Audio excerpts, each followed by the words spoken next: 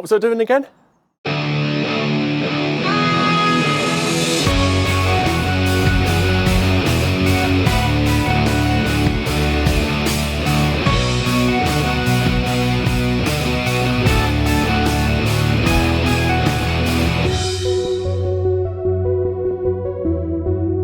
Hello and welcome to Southeast Mark II Golfs, where we today are working on our Mark II Golf GTI 16 valve, which we may have neglected for a few months because life has got in the way. So we did a bit of work on it last time, and now I kind of need to remember where we got to and where to go next.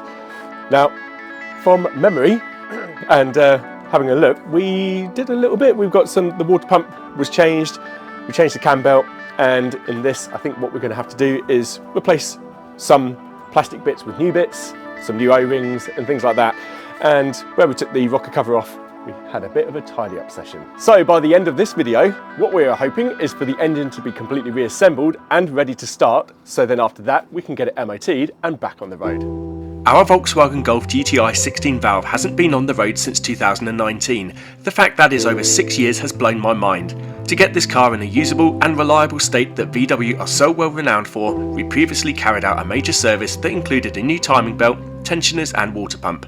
The engine has been timed correctly, so it hopefully won't detonate on the turn of the key, and is well on the way to making its way back from the brink and to its former glory once again. The first job on the list is to button up the cooling system, fill it full of coolant and look for any leaks. It's a good time now if something needs to be fixed. So the first thing we're going to do to make sure that we don't have any leaks, because we've found this out before, well Ben has, whilst doing a previous car, was if there was no thermostat, you're going to get leaks. So we have a new thermostat, we have new O-ring, which is going to go around that. This is the old thermostat elbow. Now these have a bit of a tendency to warp, and as you can see, that is well encrusted with calcium, which is probably the cause of a lot of people's overheating problems in their radiators. The radiator on this is actually not very old, but if you've got an original one, chances are full of that, so no matter how many times you flush it out, it's going to be all calcified and you're going to have overheating problems. But anyway, we're going to replace it with this new thermostat elbow as well, so we should have a nice leak-free system.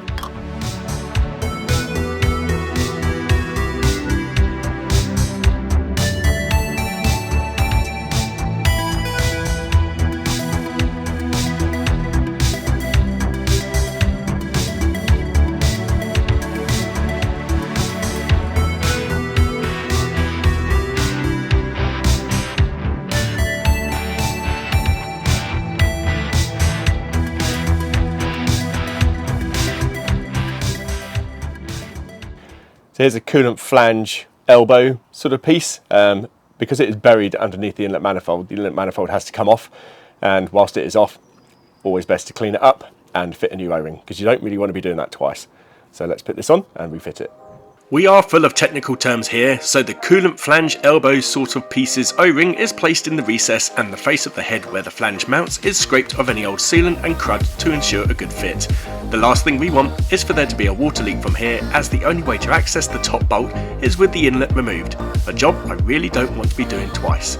With a hopefully sealed coolant system, we fill up the expansion bottle with pre-mixed coolant to see if it has a wee. So after a fair amount of deliberation with the inlet manifold, I actually decided to have it aqua blasted. I thought about painting it, but then I thought I wasn't sure on the longevity of it. So I had that done, which I think looks really good. And I also had the bottom part of the inlet done as well, which I think looks equally as good. Pretty pleased with that. And for added good measure, check out the cam cover too. Absolutely love it. Really pleased with that. However, there is one last little job to do to make it look factory fresh, and that is the writing. The double overhead cam 16 valve needs to be painted a rather special blue, which is actually quite hard to find. So let me show you that. To achieve as close to factory finish as I could, I opted to have both sections of the inlet manifold and the cam cover aqua blasted. The cast iron alternator bracket and steel inlet bracket were done too, so these require painting to prevent rust.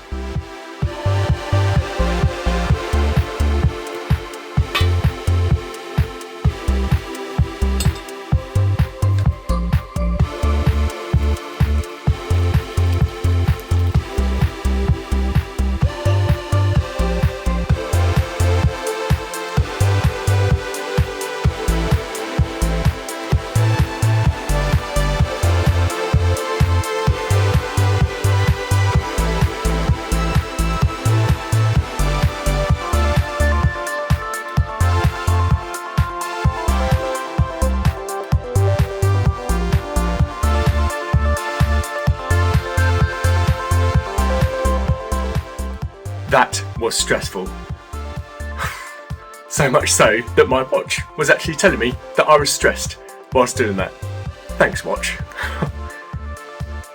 Now, whilst I was originally pleased with the finish that I'd done on this, there are a couple of little bits which I'm now not so happy with, where I accidentally smudged it.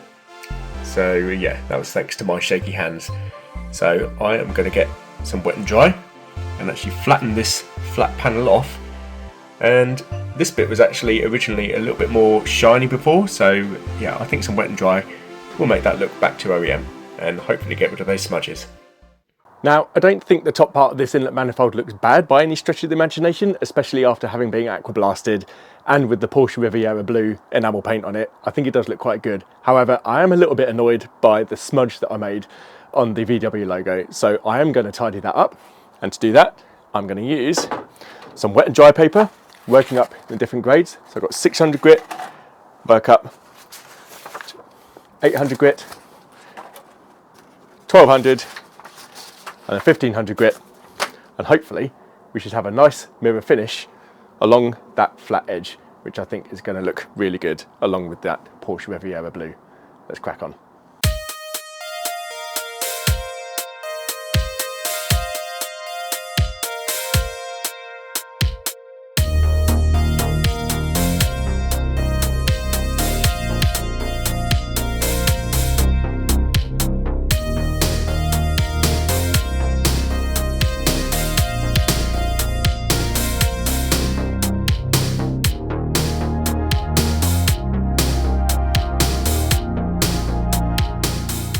What a difference that has made.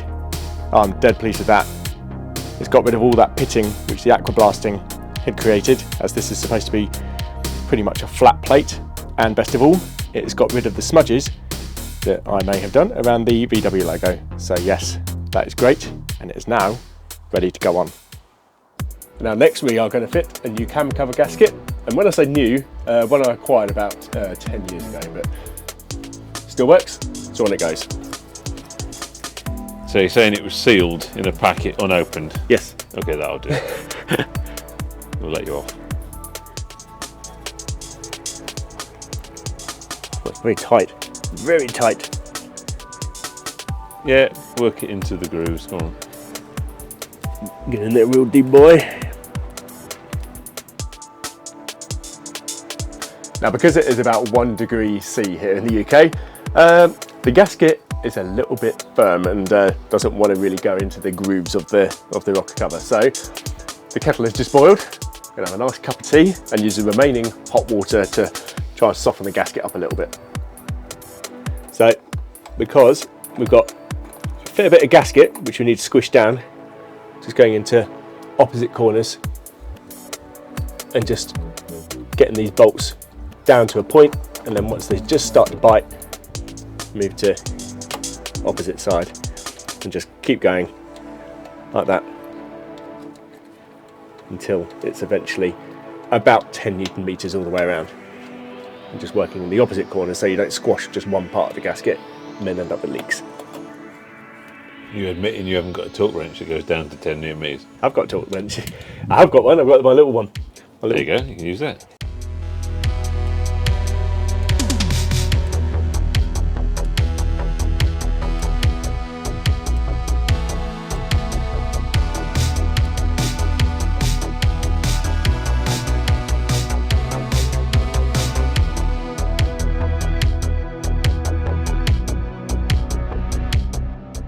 To complement the freshened cam cover, the alternator bracket was given a coat of gloss black with lacquer for added protection, and the alternator was wet sanded to remove some of the aluminium oxidization. As these parts are directly in sight when the bonnet is opened and they are removed as part of the timing belt job, it makes sense to give these a glow up prior to refitting. It's always suspicious when the alternator goes back into position without a fight even after painting the bracket. Now we've got the alternator back in, so I'm now just going to be adjusting the tension on it using this masterful piece of technology which I put together back when I was an engineering apprentice. So just a threaded bar with a couple of eyelets on the end with a preset distance.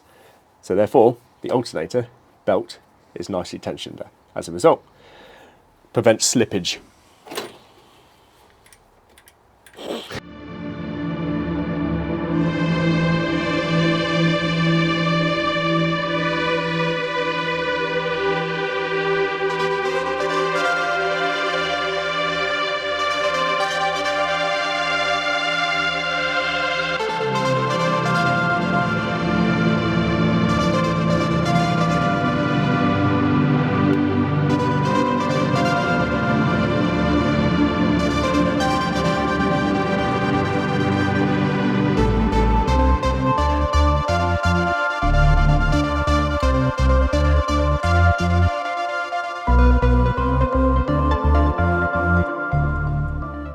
That O-ring that's on these will seal this whole chamber off. Okay.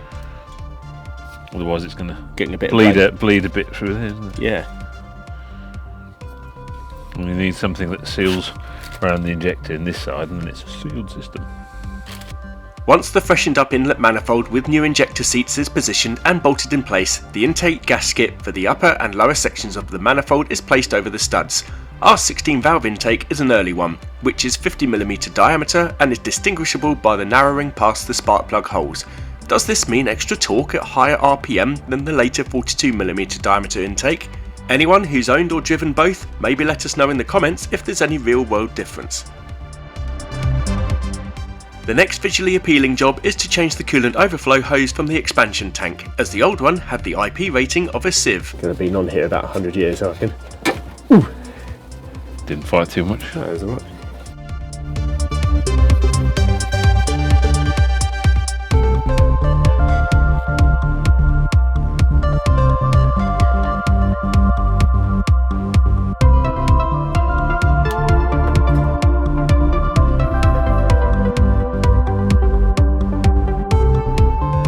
This is what happens after 30 years or so of not being changed. The injector O-rings are basically like Rock hard plastic. they're just not budging without actually having to cut them and pick them out. Oh, there you go. Hard plastic just broke. Yeah. Here we have a pot of hot water to soften the new O-rings. So hot, got to use a screwdriver. Is it nice and warm? Yeah, nice and warm.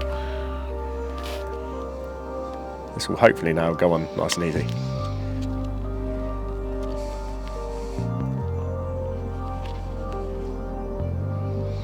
Almost.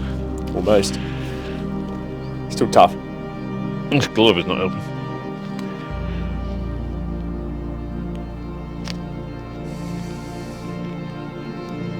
Go on.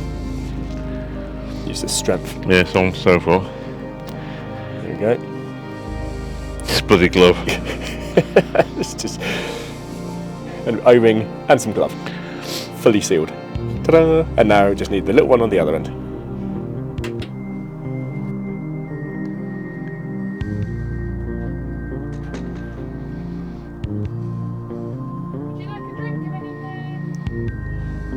I'm alright, thanks. Cup of char, please. Bit of clean engine oil, just to help lube it up.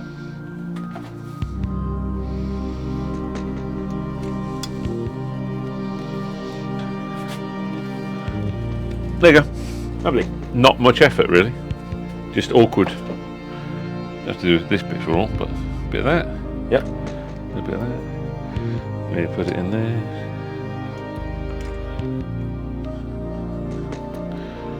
Bit of wood. Oh, hot. Nice. Lovely. Funny that easy to get out as well. Dear. Awful. I was turning the air blue trying to get them out. Oh, look at that. Perfect. It's made for it, isn't it? Nice. Those are the injectors. This is extra. Yeah. Read all about it. That goes in the warm-up regulator, doesn't it? Yeah. Something bent. It's been bent. Might have been, probably when I was trying to get the thing off. Oh dear. So it was like very, very hard. Oh. Bends. It's almost back to normal. In my attempt to remove the injectors that I don't think had ever come out in the car's 37-year life, the injector line did end up a bit misshapen. So that one is, it's a little bit bent. A bit skew with, isn't it? Yeah. Maybe one for another day. After much brute force and ignorance in previously trying to remove the injectors, I bravely gave up and resorted to pressing the injectors back out from their seats. If there's a better way, I'd be very interested to know. So, a little word of advice to anyone. Don't hold on to the braiding, because Ben got spiked by the braiding. So now he hates this car. Stabbed. The fifth injector, or cold start valve as it's also referred to, is reconnected, as are the fuel lines to the warm-up regulator. These are actually two different sizes. You got this one which is a 14 and the other one is a 13. We reckon that might be so that you don't get it wrong. Maybe.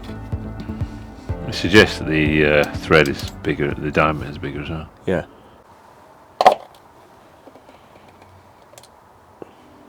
What flavour of oil is that then? It is Fuchs Titan 10W40. Semi-synthetic. Lovely. So I don't know if that is necessarily is that the grade which everyone would use on one of these? 1040 in the UK. Yeah. Yeah. I now fit the showpiece of the engine, the beautiful top inlet manifold with the text freshly painted in Porsche Riviera blue, which the internet tells me is the closest colour match to the original.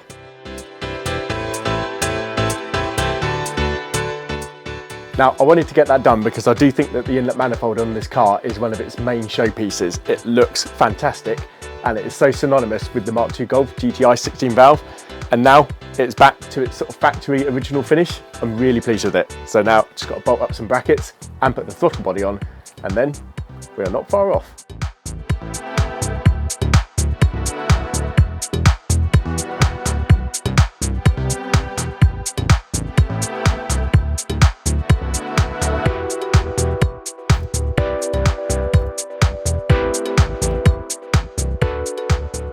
Look at that, that looks so good. I'm really, really pleased with that. It is night time now, so we're going to crack on during the daytime and get it all back together. Getting quite excited about this now. Oh. Never looked so good.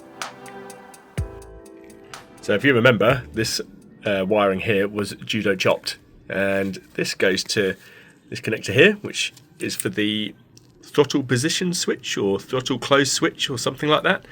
Now, because it was broken, we got no point of reference to work out where the wiring actually goes, but you can look at, cheers Ben, Current flow diagram.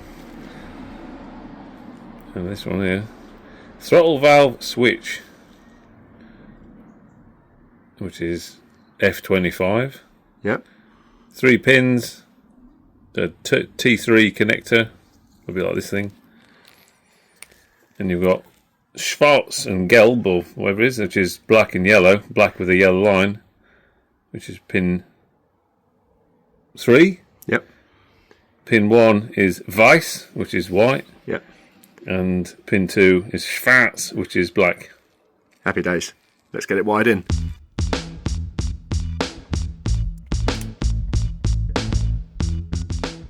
For viewers who can't hear, we can hear someone practicing jazz trombone or something in the background. It's lovely. We get them to play Coronation Street next. Right, soldering iron. The new wiring is soldered onto the existing loom, and then the world's worst heat gun is used to try and shrink down the heat shrink. Yeah, this thing is not as powerful as one you'd plug in. No, it's rubbish, isn't it? Bit of consumer advice, folks. Don't Just buy get one that plugs in the wall. The thing I've got is just a Silverline 2000 watt thing. This is not enough. I reckon a hairdryer is probably more powerful than that. Once our beards had grown and the heat shrink had shrunk, the wires are connected into the correct pins of the connector and then protected with some loom tape for good measure.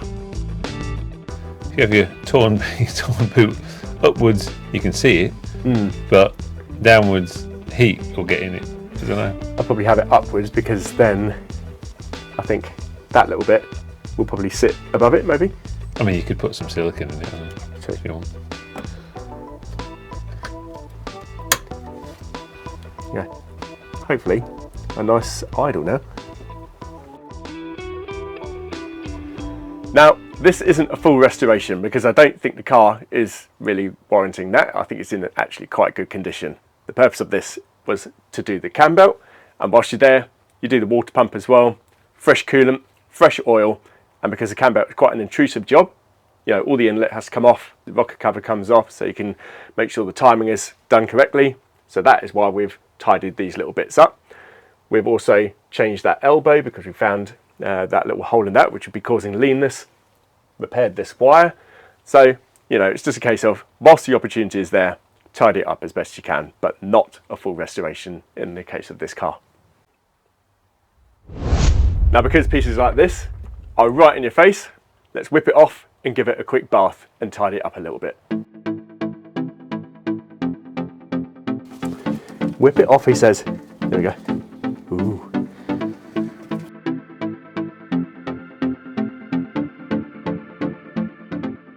Here's a reminder of the intake elbow and the bellows with a hole in it.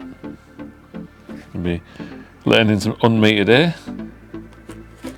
It's going to get replaced. That one. But I'm going to tidy it up first. Give it another bath.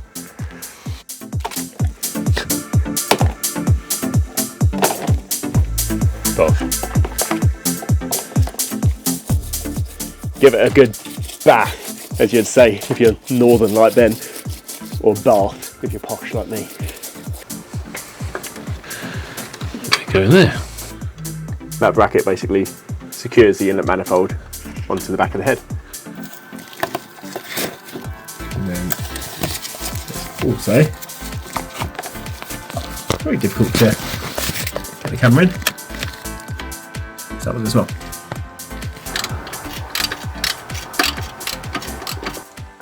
So I was a bit too soon junior, where I'd attached the nuts for the inlet manifold, where the idle stabilisation valve needed to actually go on there. And that, as you see, is connected on there, and then you put the nut on. That's where it goes.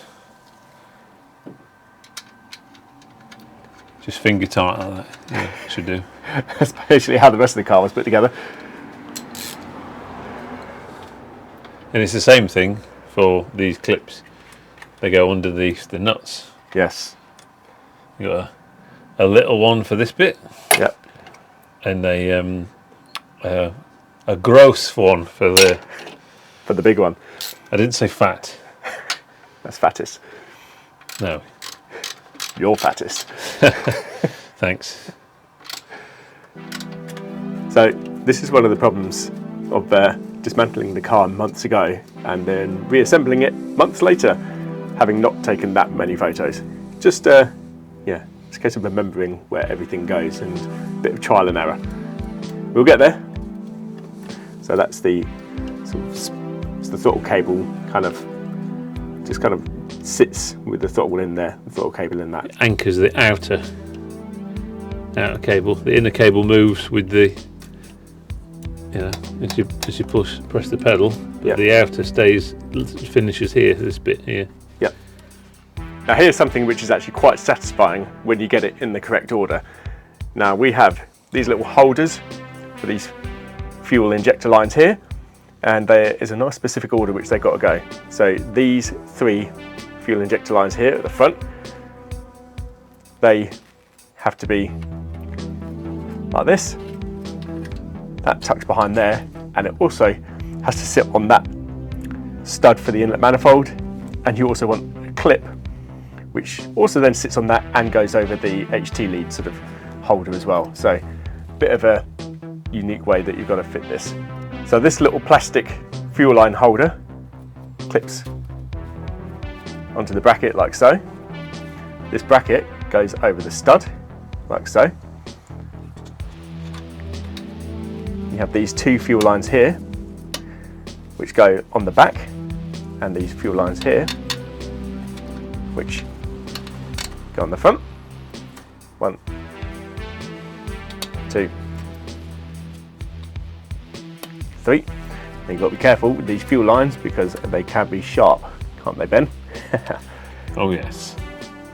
And then pop into the back, pop into the back. So that looks like that is in place here. And then there are these 2 little clips. There are 2 different sizes depending on which side of the HT lead rail that you're clipping in. But this side goes on the small side first. Put that on the bracket, and then this clips in like that. And then the nut, which we had previously fitted a bit prematurely, and this goes on there. And that, once tightened down, is the sort of correct routing of your fuel injector lines. That one there is evidence of these things being quite brittle. They do break very easily. You may remember not long ago that I gave this intake hedgehog thing a bath. And now look at it.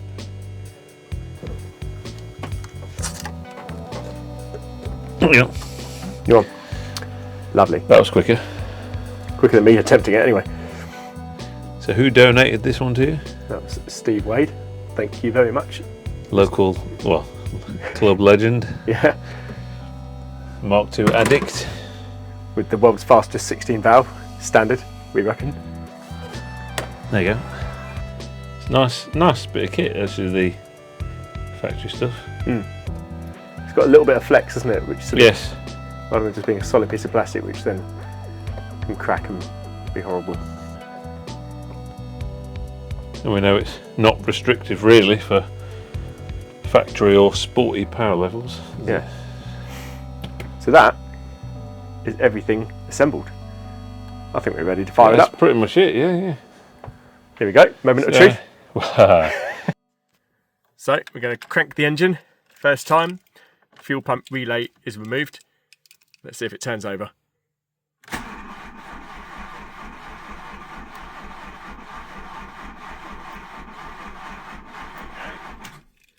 Right, you put it in if you want. See what happens? That's a weak ass starter. Here we go.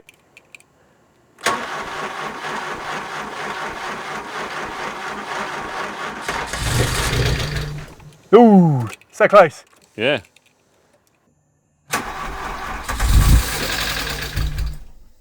Just turn it key on, key off a few times. To get some fuel to flow through. Ready? Try it once more. It coughed, didn't it?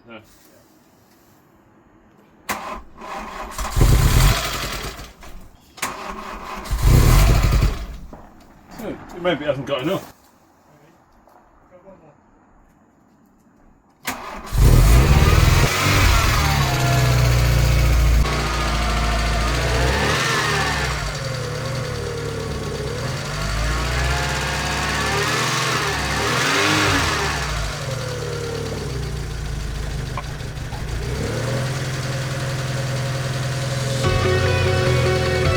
Here we go.